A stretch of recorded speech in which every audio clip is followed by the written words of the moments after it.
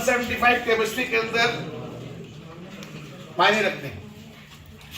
अब आप ये बताओ, मेन बात आपको ये बतानी है जो आपको मैंने बुलाया भी और आप भी, कि क्या करें और क्या ना करें 175 मार्क्स गेन करने। मेहनत सब, बेटा बात सुनो, काम की बात, मेहनत सब करते हैं बट 175 हर एक के नहीं आते। इनका सिर्फ एक ही क्वेश्चन गलत हुआ था जो उन्होंने मुझे बताया, ब्लास्ट फर्नेस वाला। जिन बच्चों ने नीट वाला पेपर दिया होगा याद होगा, एक ब्लास्ट फर्नेस वाला क्वेश्चन गलती से गड़बड़ हो गया, वरना 180 खींच जाता। 175 मार्क्स है, तो बताइए आपने कैसे करा और क्या करा? इसके लिए सर सबसे पहले तो वो एक तो सिलेबस का पता होना बहुत जरूरी है। कुछ इधर उधर था या बाहर था पढ़ने था, उससे कुछ फर्क नहीं पड़ने का। अगर सिलेबस तुम्हारा बहुत ज़्यादा वो है, कम छोटा है, शॉर्ट है, जो पूछा है वही है, मतलब यहाँ पे ज़्यादा वो एनटी वाले आपसे वो नहीं पूछेंगे आप कितने नॉलेजेबल है, कितना बाहर से पढ़ते हैं। वो जो सिलेबस आप बस उसको पढ़ो, वो बाहर तो पूछना ही नहीं चाहते। अब आप ये बताओ, तो बात समझना, तो वो सुनो, मैं आपसे बात, आपके टोटल मार्क्स कितने आए?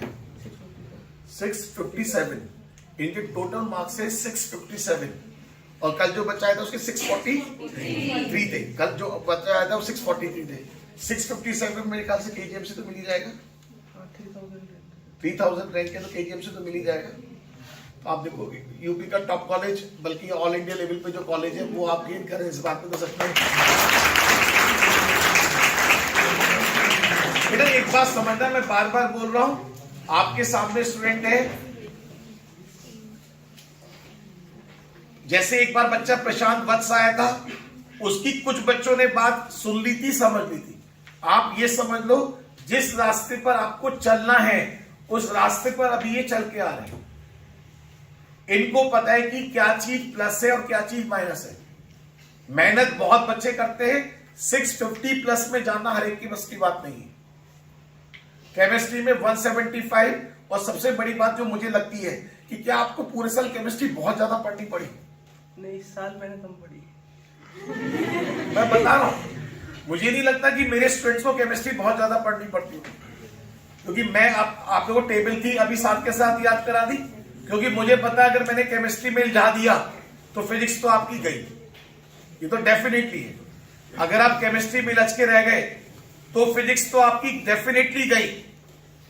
केमिस्ट्री मुझे रिलैक्स करूंगा तब जाके आप फिजिक्स पढ़ने का आपको टाइम मिलेगा, अदरवाइज, क्योंकि मेन चीज क्या है, फिजिक्स आपको मार देती है और उसके लिए आपको टाइम चाहिए। अच्छा, केमिस्ट्री का पेपर सॉल्व करने में, क्योंकि मेरी बात आज हो रही है, आपको एग्जाम में कितना टाइम लगा?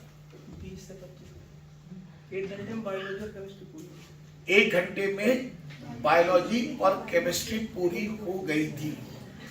20 से 25 मिनट के अंदर इन्होंने केमिस्ट्री का पेपर सॉल्व कर लिया।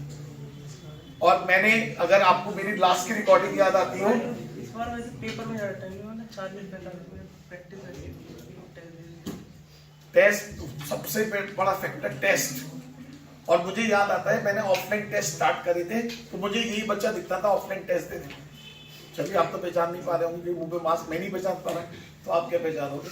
आप ही आते थे ऑफलाइन टेस्ट देने, जब भी देने टेस्ट देना है, और बच्चे आए नहीं। मैंने ऑफलाइन टेस्ट ओपन रखे थे, मैंने कहा आ जाओ टेस्ट दे दो, बच्चे नहीं दे पाए, वजह कुछ भी थी। अब आप मुझे ये बता दो कि क्या क्या बच्चे कर लें केमिस्ट्री के अंदर, नोट्स में से कितना कर लें और क्या कर लें? उसमें तो सर सही बताऊं तो मैंने इस साल मतलब MTG लानी शुरू करी, पर वो मुझ पर पूरी नहीं हुई।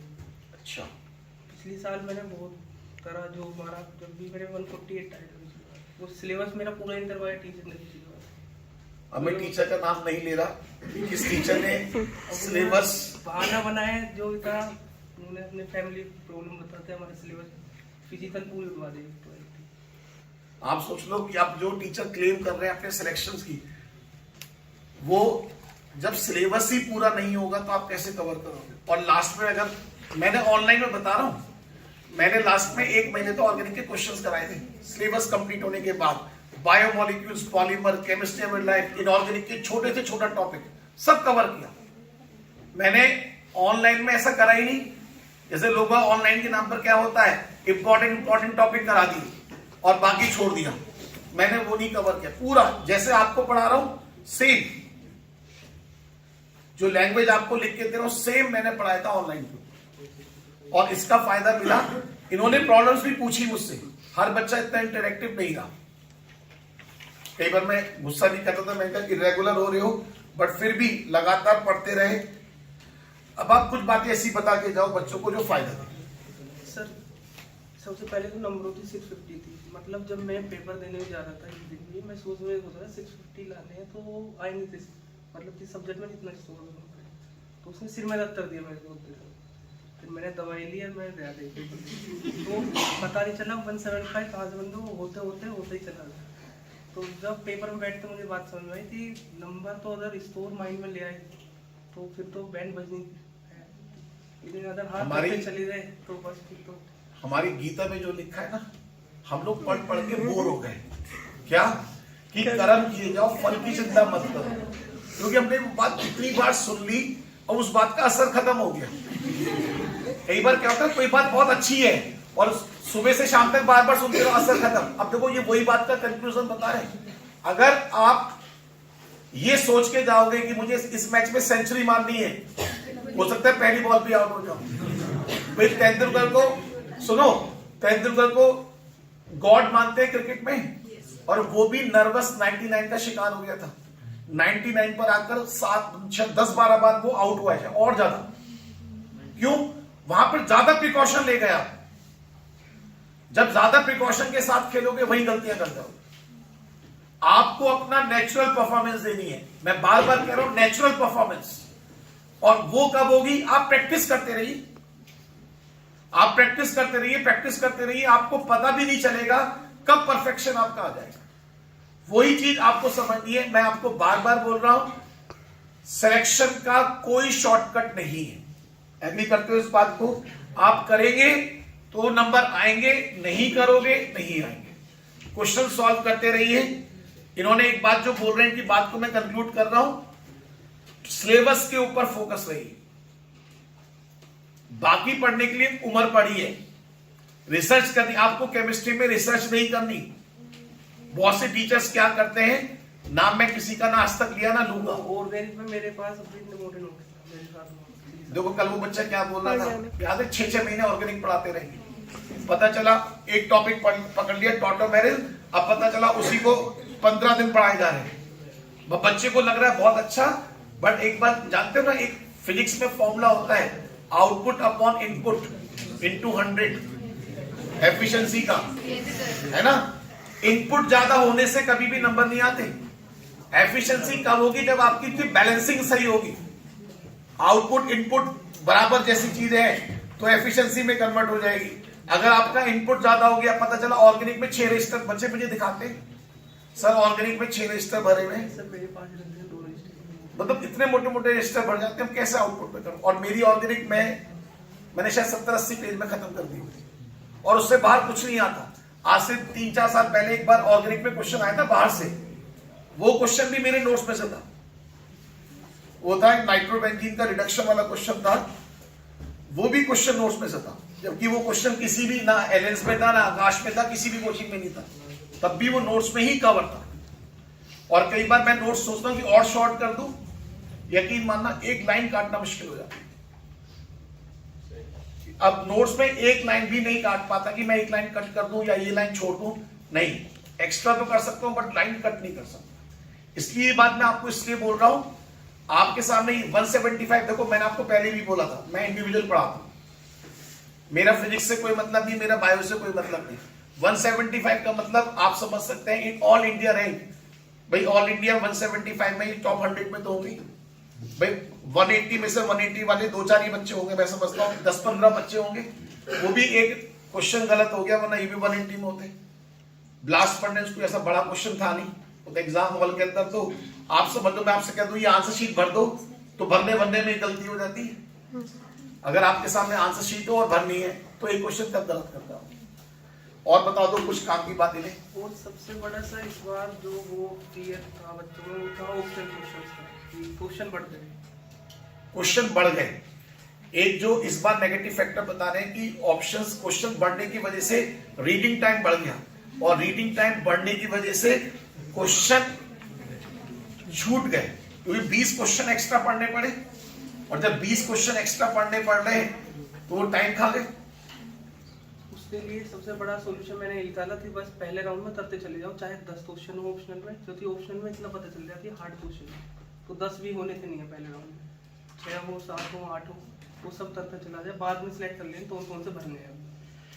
तो कभी वो प्रेशर सा नहीं आया कि अब क्वेश्चन ज़्यादा हो गए, टाइम कम है, वो युवा 20-25 मिनट में पेपर खत्म हो गया। 20-25 मिनट में केमिस्ट्री खत्म हो जाना इनका बहुत बड़ा प्लस पॉइंट है।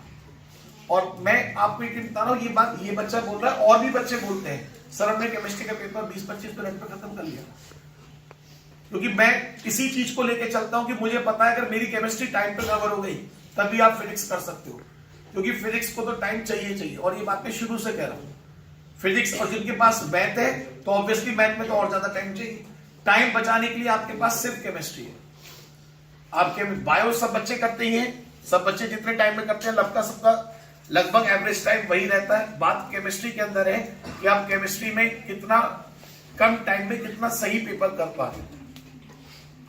और आप ये बताओ, क्योंकि सिर्फ ऑनलाइन में पढ़े, ऑनलाइन में बहुत सारे ऑप्शन थे पढ़ने के लिए, क्या प्लस माइनस क्या प्लस लगा? प्लस सर सबसे ज्यादा मुझे सिलेबस सर थोड़ी टीचर पर भरोसा, क्योंकि पिछले साल वो 2 साल ही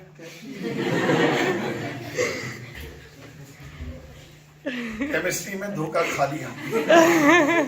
देखो आप एक बात समझ लो कि ये बात तो आप समझ सकते हो, अगर सिलेबस 30% छूट जाए या 40% किसी का सिलेबस छूट जाए तो मैं नहीं समझता कि टीचर को क्लेम करने का राइट है। अगर 40% सिलेबस 30% सिलेबस छोड़ने के बाद किसी टीचर को मुझे नहीं लगता कि सिलेक्शन क्लेम करने का राइट है। और इस बच्चे ने, आप देखो मेरे को जब मार्कशीट नंबर आया तभी पता था 170 में, और मैंने इसका नाम क्लेम भी नहीं किया था, अगर आपको याद आता। मैंने कहा जब तक रिजल्ट आ जाएगा तब क्लेम करेंगे, उससे पहले मैं ये नहीं, सब लोगों ने एक्सपेक्टेड करके सब जगह क्लेम कर दिया, सब जगह गा दिया। मैंने कहा जरूरत नहीं गाने की, हम काम कर रहे हैं, सही काम कर रहे हैं, काम करेंगे, रिजल्ट आप लोग निकालोगे। और मुझे अगली बार यकीन है कि आप, इस बार मुझे नंबर ऑफ स्टूडेंट्स ज्यादा चाहिए सिलेक्शन वाले। ऑनलाइन में तो बहुत बच्चों से कम कांटेक्ट हो पाया, बट मैं फिर बता रहा हूं, जो बच्चे ऑनलाइन में लगातार पढ़ते रहे उनकी अच्छी आउटपुट थी। ये मेरा अपना पर्सनल एक्सपीरियंस था। जो बच्चे एक बार पीछे हो गए, रिकॉर्डिंग पर आ गए, आज क्लास कर ली कल क्लास नहीं करी, वो पीछे होते चले गए। जो बच्चे लगातार लाइव आते रहे, लगातार पढ़ते रहे, उनकी आउटपुट सच में बहुत अच्छी है। ऐसा कुछ नहीं है, कोशिश तो मेरी यही थी कि मैं बेस्ट टू बेस्ट आपको करूं, बट फिर भी और कोई बात याद आती हो जो बच्चों की काम आ सकती है? तो सर सिलेक्शन के लिए प्रोबेबिलिटी फैक्टर बहुत ज्यादा मायने रखता है। प्रोबेबिलिटी फैक्टर आपको मतलब रोज पढ़ना पड़ेगा। आप एक दिन ऐसे नहीं कि एक दिन 10 घंटे पढ़ लिए, दूसरे दिन साहब हम 5-6 घंटे रोज पढ़ो, तो प्रोबेबिलिटी फैक्टर काम करेगा। 80% क्वेश्चन आपसे आएंगे प्रीवियस ईयर जैसे क्वेश्चन, 20% नए क्वेश्चन। तो पहले 80 तैयार हो जाए, 20% पे बात हो जाए। समझ तो को बात बिल्कुल प्रैक्टिकल कह रहे हैं। मतलब लोग बात भी, जो बात में अगर आप सुनी हो, मेरी बात याद आ रही है, मेरी बात मैच होती हुई दिखाई देगी। मैंने कहा आपको ये लगता है कि मैजिक क्वेश्चंस या ऐसे क्वेश्चन जो बाहर से आएंगे, वो तो बात की बात है। पहले जो 80% क्वेश्चन आपके प्रीवियस ईयर पर बेस्ड आते हैं, वो क्वेश्चन आपके इतने परफेक्ट होने चाहिए कि मतलब देखते टिक हो जाए। उनसे ही आपका माइंड सेट हो जाएगा, सिलेबस पे कमांड आएगा। 2 साल करने के बाद मुझे पता चलता है कि सिलेबस में कहाँ से क्वेश्चन आने वाला है, कहाँ से नहीं आने वाला, इतना ज्यादा वो हो गया। समझ रहे बात को?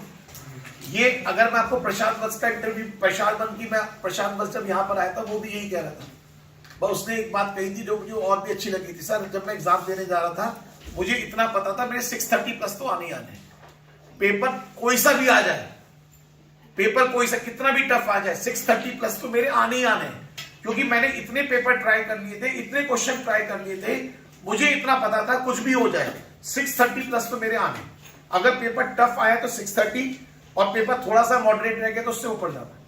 और ये कंडीशन भी आपको फील करोगे, कोई झूठ बात नहीं है। जब आप किसी चैप्टर को बहुत अच्छा पढ़ लेते हो, बहुत अच्छी से पढ़ लेते हो, आपको पता है 50 में से 40 क्वेश्चन तो हमारे ठीक होने होने। पेपर आसान होगा तो 45, टफ होगा तो 40, क्योंकि सारे क्वेश्चन कर डाले, कुछ छोड़े नहीं। किसी के मन में कोई बात और पूछनी हो तो पूछ सकता है। कल भी बच्चा आया था, आज भी आपके सामने है। So how do we attain that speed of solving the questions? Speed का तो मैं बताऊँ, मैं पिछले साल पेपर करता था तो 40-45 मिनट में ही लगते थे। वो धीरे धीरे जैसे प्रैक्टिस हुई और सिलेबस की तरफ हम बढ़ने शुरू हुए थे। तो पहले पिछले साल केमिस्ट्री में मैं उन्होंने इतनी पढ़ाई, फिजिक्स अपनी 3-4 नोटबुक भरी पड़ी 11th 12th थी, फिजिक्स तो पता ही नहीं था, इन्होंने इतने पता ही नहीं था। तो ये चल रहा है, आप ये बताओ, ये मैं बता रहा हूं, ये चल रहा है कि मतलब कुछ पार्ट तो बहुत खींच दिया और कुछ पार्ट बिल्कुल ही ब्लैंक। और ये चीज सबसे ज्यादा खतरनाक है, चाहे कोई सा भी सब्जेक्ट। अब जब इतना सारा पढ़ने के बाद मैं सर के पास आया, पता चला अच्छा सिलेबस मुझे इतना चाहिए, इतना छोटा सा पढ़ना है, तो उससे अपने आप स्पीड बढ़ती चली वो पता नहीं चला कि पहले बायो में मेरा टारगेट रहता था 1 घंटे का, वो पता नहीं चला कि लास्ट टाइम में 2-3 महीने में क्या हुआ, 20 मिनट का आ जाएगा। अब वो ऑनलाइन की वजह से था, ऑफलाइन की वजह से वो मुझे भी नहीं पता चला। क्यों? कुछ बच्चों को सूट कर लिया। मैं आपको चीज सुनो, मैं इसकी बात को कंक्लूड कर रहा हूं। आपको सिलेक्शन मत सोचो, आपका काम है क्वेश्चंस करना। जो बच्चा 200 क्वेश्चन पर डे कर रहा है, 1 महीने में उसके 6000 क्वेश्चन होते हैं। 200 क्वेश्चन पक्के कर रहा है, एक बच्चे के 6000 क्वेश्चन पक्के हो रहे हैं। आप फील करोगे जितनी बार आप क्वेश्चंस करते चले जाओगे, आपकी स्पीड बढ़ती चली जाएगी। ये तो आप भी मानते हो, घर से जो क्वेश्चन करके आते हो, जब वो क्वेश्चन टेस्ट में दिखता है तो क्या उतना ही टाइम लगता है?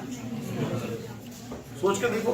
और जो क्वेश्चन आपने 2-3 बार घर पे करा होता है, जब वही क्वेश्चन टेस्ट में आता है तो आपकी स्पीड उस क्वेश्चन पे बताओ कैसी होती है? फास्ट होती है।